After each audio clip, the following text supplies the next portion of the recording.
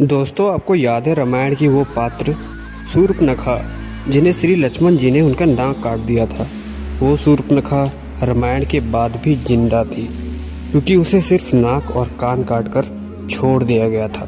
तब से शूर्पणखा अपने चेहरे को काले रंग के कपड़े से ढककर रखने लगी थी क्योंकि काला रंग राक्षस जाति का प्रतीक था। यह शूर्पणखा के वंशज ही आज इस्लाम धर्म के मुस्लिम लोग हैं क्योंकि श्री राम जी द्वारा रावण के वध के बाद शूर्पणखा राक्षस जाति के कुल गुरु शुक्राचार्य के आश्रम में रहने लगी थी। शूर्पणखा ने ही रावण के वध के बाद शुक्राचार्य जी से राक्षस जाति की सुरक्षा करने के लिए शुक्राचार्य जी से सहायता मांगी। राक्षसों का वंश खत्म ना हो इसलिए शुक्राचार्य ने शिव जी की आराधना की। तब शिव जी ने अपना स्वरूप देकर शिवलिंग शुक्राचार्य को देकर कहा कि जिस दिन कोई वैष्णव और ब्राह्मण इस पर जल चढ़ा देगा उस दिन राक्षस जाति का नाश हो जाएगा। उस आत्म शिवलिंग को शुक्राचार्य ने वैष्णव मतलब हिंदुओं और हिंदू ब्राह्मणों से बहुत दूर रेगिस्तान में स्थापित किया, जो आज सऊदी अरब मक्का मदीना में है। यह मक्का पहले मक्केश्वर नाम से जाना जाता था, फिर बाद में इसे इस्लामों द्वारा मक्का मदीना का नाम दिया गया। यहाँ पर हिंदुओं का जाना इसी वजह से मना है और इसी वजह से मुस्लिम लोग इस शिवलिंग को पत्थर मारकर खंडन करते हैं। शिवलिंग के पास ही पवित्र पानी का स्रोत भी है जिसे जमजम का पानी कहा जाता है। वैसे तो यह पानी बहुत ही ज्यादा पवित्र है।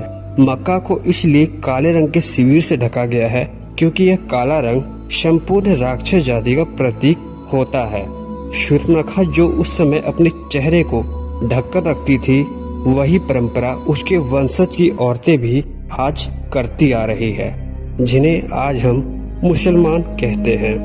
मुसलमानों का शुक्रवार के दिन जुम्मा भी शुक्राचार्य के नाम के अक्षरों को लेकर मनाया जाता है, जो कि यह बहुत ही चर्चित है। आइए अब जानते हैं इस्लाम कैसे पैदा हुआ। असल में इस्लाम कोई धर्म नहीं है, यह एक मजहब है और दिनचर्या है। मजहब का मतलब होता है अपने कबीले के ग्रोह को बढ़ाना। यह बात सब जानते हैं। हजरत मोहम्मद अरबी वासी है। अरब देशों में सिर्फ रेगिस्तान पाया जाता है, वहाँ पेड़ पौधे नहीं है, इसलिए वहाँ मरने के बाद जलाने के लिए लकड़ियाँ ना मिलने के कारण जमीन में ही दफन कर दिया जाता था। रेगिस्तान में हरियाली नहीं होती थी। ऐसे में रेगिस्तान में हरा चटक रंग देखकर अरबी लोग दूर से ही चले आते थे, जो कि एक अट्रैक्शन का काम करता था। हरियाली से स्नेह होने के कारण ही हरा रंग उनके धर्म का प्रतीक धीरे धीरे बन गया। अरब देशों में काफी गर्मी और तेज धूप में सफर करते थे, जिससे उन्होंने धूप से बचने के लिए अपने सिर को ढकना शुरू कर दिया। इसलिए वे अपने सिर को एक सफेद टोपी या कपड़े से ढकने लगे, जो परंपरा आज भी मुस्लिम लोगों के ट्रेंड में है। सफेद रंग सूरज की किरणों को अवशोषित नहीं कर पाती थी, अतः उन्होंने सफेद रंग की सलवार कमीज और एक लंबे गाउन टाइप का पहनना शुरू कर दिया ताकि ज्यादा गर्मी न लगे।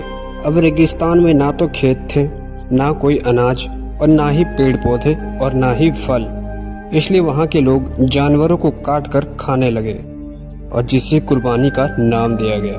और यही कुर्बानी पर्व को मुस्लिम धर्म में मुसलमान लोग चाव से मनाने लगे और यह पर्व धीरे धीरे फैल गया। सब लोग एक ही जगह के खानाबदोश हुआ करते थे, जिससे उनके कबीले की जनसंख्या बहुत ही कम थी, इसलिए वो आपस में ही अपने भाई बहन से शादी कर लेते थे। जनसंख्या की कमी को दूर करने के लिए वे 4-4 पत्नियां रखते थे और ज्यादा से ज्यादा सभी पत्नियों से बच्चे पैदा करते थे, जो रिवाज आज भी इन मुसलमानों में कहीं कहीं चल रहा है। खानाबदोश के कबीले क्योंकि वे एक जगह नहीं रहते थे, वे एक जगह से दूसरे जगह अपना रहन बसेरा करते थे और बहुत कम बर्तन रखते थे, जिसे वे एक थाली में 5-5 लोग खाया करते थे। एक जगह से दूसरे जगह पर पानी की कमी के कारण उन्हें पानी के लिए दूर दूर तक घूमना पड़ता था और उसका ठिकाना ढूंढना पड़ता था, जिससे इन कारणों से ही तेजी से इस्लाम पूरे विश्व में फैल गया। इसलिए इस्लाम एक धर्म नहीं, एक कबीला है जिसे लोगों ने आपसी रहन सहन, दिनचर्या को देखते हुए इस्लाम धर्म का नाम दिया। कोई मुस्लिम इस बात को माने या ना माने, पर यह बात बिल्कुल सच है कि इस्लाम धर्म के मुस्लिम लोग ही आज शूर्पनखा और शुक्राचार्य के वंश हैं। दोस्तों, अगर आपको ये वीडियो पसंद आई है तो चैनल को लाइक, कमेंट, शेयर और चैनल को जरूर सब्सक्राइब कर देना। धन्यवाद। मिलते हैं आपको नेक्स्ट वीडियो में।